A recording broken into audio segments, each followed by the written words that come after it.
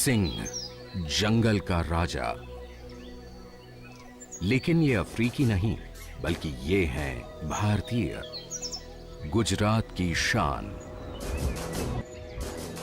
एशियाई या भारतीय सिंह 18वीं सदी तक देश के कई राज्यों में मिलते थे। 1834 में तो ये भारत की राजधानी दिल्ली के पास ही मारा गया था। लेकिन अंधाधुंध शिकार से इनका खात्मा होता गया और फिर ये गुजरात में ही सिमट कर रह गए।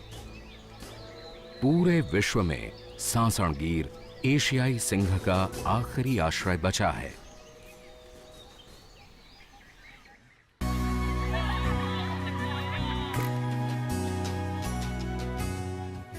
जमीन से करीब 400-500 फुट की ऊंचाई पर पहुंचते ही नजर आए गीर वन की सीमा से जुड़े मीलों दूर तक फैले हरे भरे खेत। गीर का जंगल भी अफ्रीका के जंगल की तरह विशाल और खुश्क है। जंगल के जानवरों के लिए हमारा हॉट एयर बलून एक अनोखी चीज है।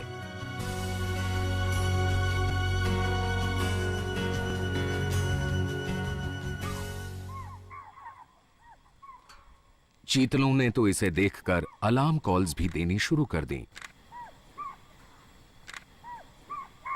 सांसण गीर सैंक्चुरी के भीतर 14 गांव और मालधारियों के 54 डेरे हैं, जिसके कारण सिंहों और इंसानों के बीच आए दिन झड़पें होती रहती हैं। मालधारी लोग मवेशी पालते हैं और दूध घी बेचकर गुजारा करते हैं। गीर वन तथा सिंहों के साथ इनका संबंध बहुत पुराना है। एक सर्वेक्षण के मुताबिक सिंहों की खुराक का 36% हिस्सा मवेशी बनते हैं, क्योंकि सिंहों के लिए चौकन्ने और तेज रफ्तार वाले जंगली जीवों के मुकाबले मवेशियों को मारना आसान होता है। वो घर में आया। इन सब कठिनाइयों के बीच मालधारियों के करीब 350 परिवार जंगल नहीं छोड़ना चाहते, क्योंकि उनके मवेशियों के चरने के लिए जंगल में सब सुविधाएं हैं।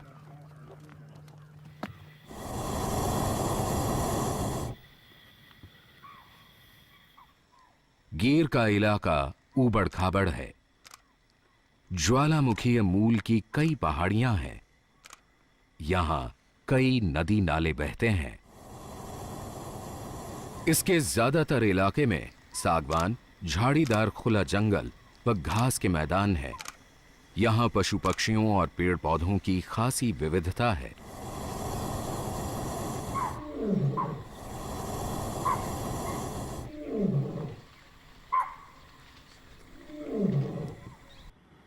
अक्टूबर 1965 में गुजरात सरकार ने सांसण गीर के 1265 वर्ग किलोमीटर क्षेत्र को अभयारण्य घोषित कर दिया था। यह सारा इलाका पहले जूनागढ़ रियासत का हिस्सा था।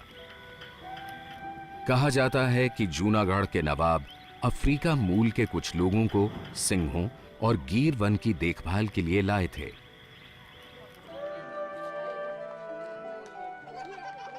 ये सिद्धि लोग आज भी सांसण गीर के आसपास बसे हैं।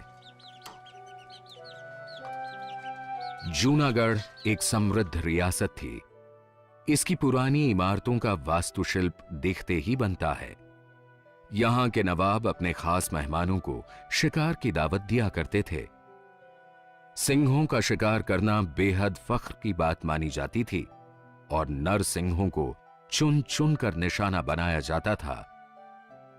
शिकार के चलते हालात इतने बदतर हो गए थे कि 20वीं सदी की शुरुआत में इनकी तादाद सिर्फ 20 रह गई।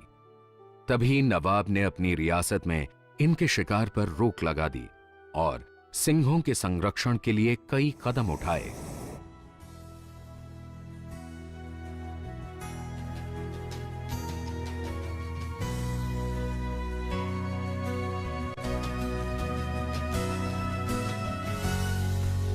Going to go up.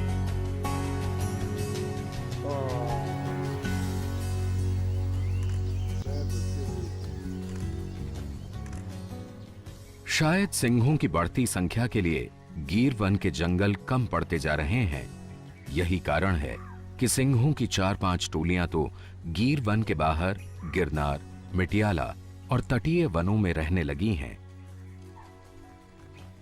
हमें उड़ते हुए करीब 1 घंटा होने को है।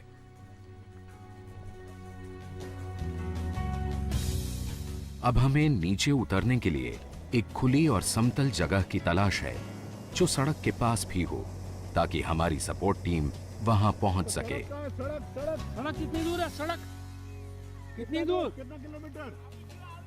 अभी गो इस क्लोज। बहुत फास्ट है नरेश भाई। हवा तेज हो चली है। हम पेड़ों को छूते हुए आगे बढ़ रहे हैं। बास्केट को जमीन से टकराकर बलून को रोकना होगा, क्योंकि इसमें ब्रेक तो होते नहीं। अगर हवा तेज है तो झटका भी जोरदार हो सकता है। दूर एक खाली खेत नजर आया। हमने कैमरे नीचे रख दिए और झुककर बास्केट को कसकर पकड़ लिया। ऐसा न करते तो खतरा है कि लैंडिंग के झटके से हम और हमारे कैमरे बास्केट से बाहर जा गिरते। You're going to lose that camera or yourself. I'm sorry, you've got to let go. और देखते ही देखते हमारी बास्केट जमीन पर जोर से टकराई और रगड़ खाने लगी।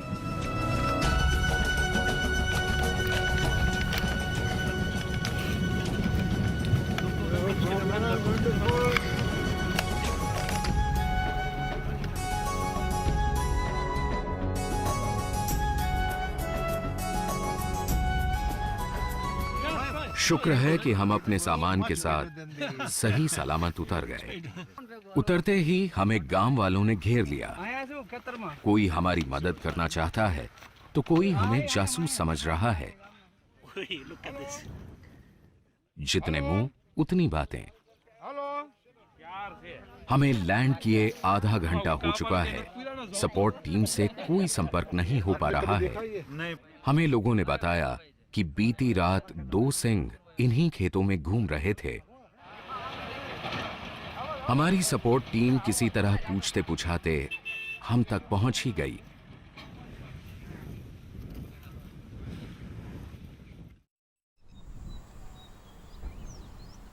अगली सुबह हम निकल पड़े गीर वन के सिंहों की खोज में। गीर का जंगल बहुत खुला खुला है, इसलिए हम आसानी से दूर दूर तक देख सकते हैं। हम एकदम चौकन्ने हैं, क्योंकि बब्बर शेर से हमारा सामना कहीं भी हो सकता है। अचानक हमें सिंह के पंजों के निशान नजर आए, जो हमारी गाड़ी से उल्टी दिशा में जा रहे हैं, यानी सिंह कहीं आसपास ही होंगे।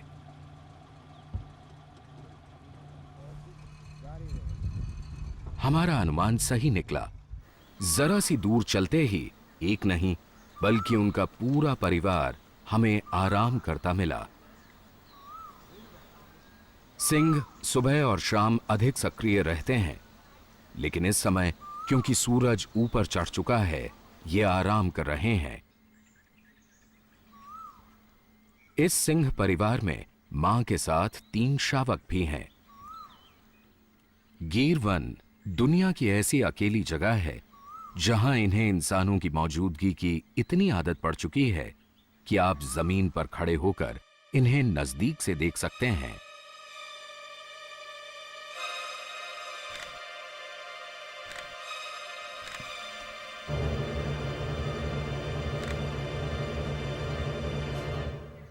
राजेश अपने लंबे तजुर्बे के कारण इनका स्वभाव या मिजाज अच्छी तरह समझते हैं, पर आप ऐसा जोखिम हरगिज ना उठाएं।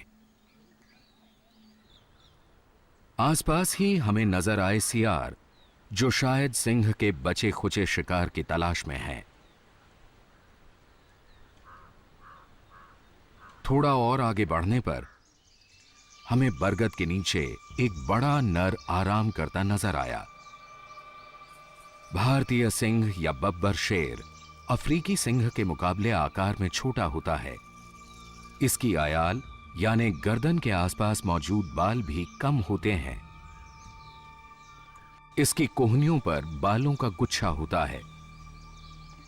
सिंह भयंकर गर्मी को भी सह लेते हैं, इन्होंने खुद को इस सूखे जंगल के मुताबिक बखूबी ढाल रखा है।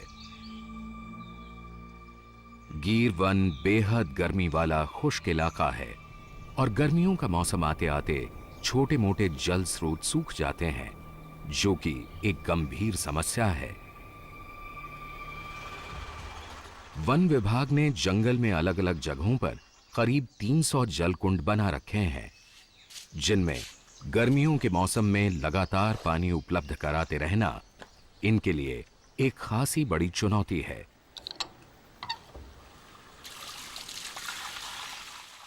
पानी जीवन रेखा है और इस वन में जहां कहीं भी पानी है, वहां जीवन का कोलाहल है।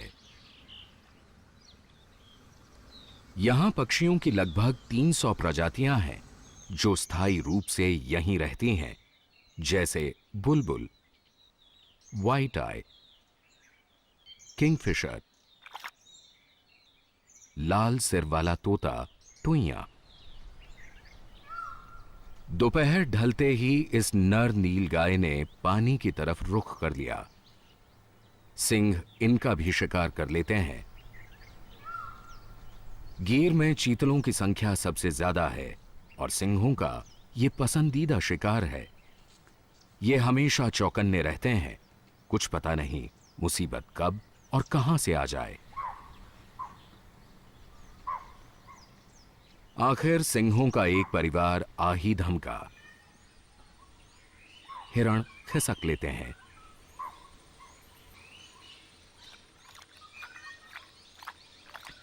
सिंह समूह भरपूर पानी पीने लगता है। पता नहीं अगली बार पानी कब और कहां मिले।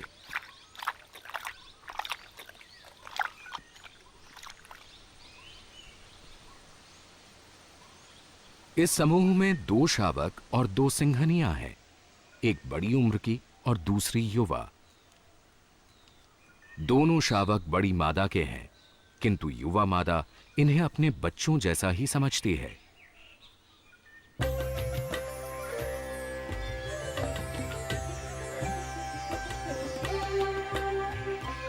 दोनों मिलजुल कर शिकार करती हैं और इन बच्चों की परवरिश कर रही हैं।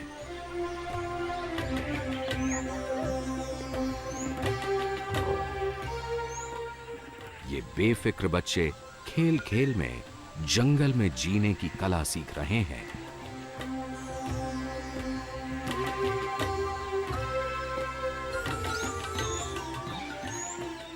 ये नर शावक कुछ ज्यादा ही उत्सुक है। गीर वन में हर साल करीब 1 लाख टूरिस्ट आते हैं। सुबह शाम सैलानियों का रेला जीपों में सवार होकर जंगल में आ धमकता है। यही समय सिंहों के शिकार का होता है। सिंहनी को शायद इनका आना पसंद नहीं आया, वो गुस्सा जताती है, लेकिन इन टूरिस्टों को इससे क्या, उन्हें तो सिंहों के दर्शन और उनकी तस्वीरें चाहिए। वन विभाग को यह सुनिश्चित करना चाहिए कि सैलानी सिंहों के निजी जीवन में कोई दखल अंदाजी न करें। आखिरकार वो इस शोरगुल से दूर जाकर अपने बच्चों को दूध पिलाने लगती है। सिंहनी को उसके बच्चों के साथ छोड़कर हम आगे बढ़ जाते हैं कि शायद कोई और दिलचस्प दृश्य नजर आए। और जैसे ऊपर वाले ने हमारे मन की बात जान ली हो, हमें रास्ते पर ही सिंहों का एक और समूह शिकार की टोह में जाता दिखाई पड़ा। सिंहनी पेड़ों की ओट में चीतलों के झुंड की तरफ सावधानी से बढ़ रही है।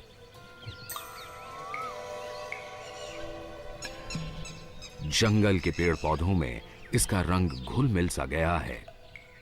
गीर के सिंह घात लगाकर अपने शिकार पर हमला करते हैं, जबकि अफ्रीकी सिंह खुले मैदानों में भी पीछा करके शिकार को दबोच लेते हैं।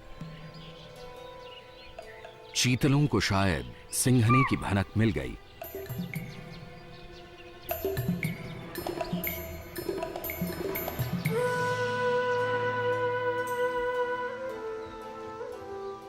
सिंह समूह शिकार की तलाश में आगे बढ़ गया। गाइड से बात करने के बाद हमें लगा कि ये सिंह जिस दिशा में जा रहे हैं उसके हिसाब से हम उन्हें आगे पकड़ सकते हैं, और ऐसा हुआ भी। भूखी सिंहनियां अब भी शिकार की तलाश में हैं। हमारी मौजूदगी की उन्हें कोई परवाह ही न थी।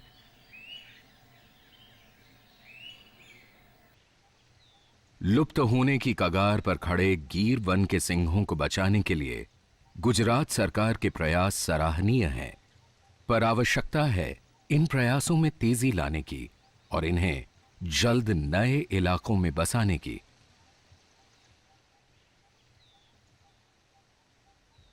गीर के सिंह केवल गुजरात के नहीं, केवल भारत के नहीं, बल्कि पूरी दुनिया के गौरव हैं।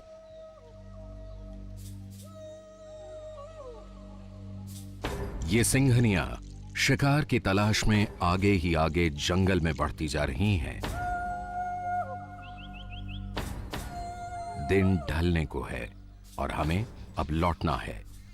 मालधारी भी अपने मवेशियों को डेरों की तरफ हाँक रहे हैं।